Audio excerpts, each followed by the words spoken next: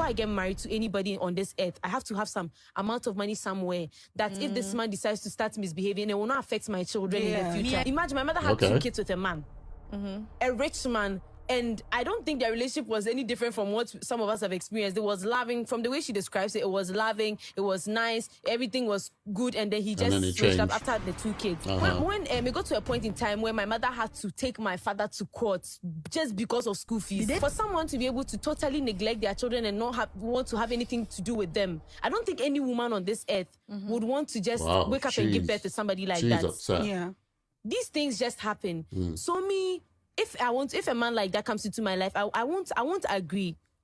Even though I aspire to be an Oga wife or a housewife, I don't want to. Maybe if you tell me to quit my 9 to 5, but you open a business for me, no problem. Or you want to fund some business that I have registered in my name. She's creating that I know that after we have kids, even if you decide to stop taking care of the kids, I can afford it. Okay, so this one is interesting. We can't for 1 second negate the wrong that has been done to her, because this has now formed her view of the world. It's formed a view of men. It's formed a view of relationships. So we can't fault her view because somebody did something wrong. And this is how it is with children, isn't it? This is why I talk about children a lot and I talk about parenting. Once a parent does the wrong thing, we don't know how far that damage will go in the mind of that child. And what's so funny about this is that the mindset that she has, no matter how noble and how sorry we might feel for her, it is not a mindset you can have in marriage. And unfortunately, because of the way she has packaged and protected herself and chooses to create bridges so that she can escape any marriage if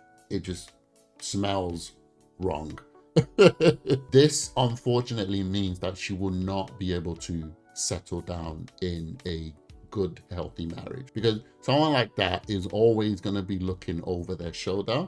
And it's not her fault. This is the thing. It is not her fault, but it is her choice once she becomes an adult to find ways to heal, right? This is your choice. Trying to figure out that, okay, there are bad people in the world who will do X, Y, and Z to people if given the chance. But at the same time, there are good people in the world who do X, Y, and Z because just, whether because they're good people or because they're Christians or they have moral compasses or whatever. It's your choice to find a way to heal and have that various view of the world. If your view of the world is that the world is dangerous and everybody's evil, this is going to affect the way you live. You will never trust. You will never experience love. You will never experience